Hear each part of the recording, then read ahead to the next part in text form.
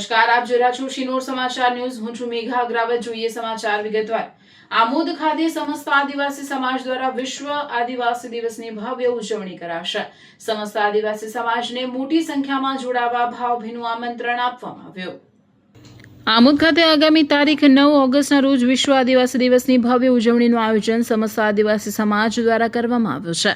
આયોજકોના જણાવ્યા અનુસાર સવારે 10 વાગ્યે આમોદ એપીએમસી સામેના મેદાન ખાતેથી ભવ્ય રેલી પ્રસ્થાન કરશે.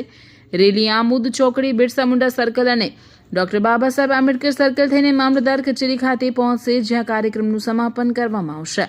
સમસ્ત આદિવાસી સમાજના આગેવાનોએ સમાજના તમામ ભાઈઓ બહેનો તેમજ નાગરિકોને ઐતિહાસિક ઉજવણીમાં મોટી સંખ્યામાં ઉપસ્થિત રહી આદિવાસી સંસ્કૃતિ, પરંપરા અને એકતાના દર્શન કરવાનો લાભ લેવા ભાવભીનું આમંત્રણ પાઠવ્યું છે. રિપોર્ટર આદિલ ખત્રી, શિનોર સમાચાર ન્યૂઝ, ભરૂચ. આમોદ. સૌ તમામ આદિવાસી ભાઈઓ બહેનો તેમજ સર્વ સમાજના નાગરિકોને વિશ્વ આદિવાસી દિવસમાં પધારવા આમંત્રણ આપું છું.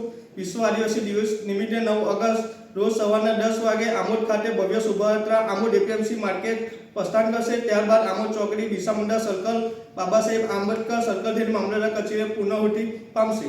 આ કાર્યક્રમનું વિશેષ આકર્ષણ લોકપ્રિય બેન્ડ MK સ્ટાર, જે પોતાના આદિવાસી સંગીત અને જોશભર્યા તાલથી સમગ્ર કાર્યક્રમને વધુ ભવ્ય બનાવશે.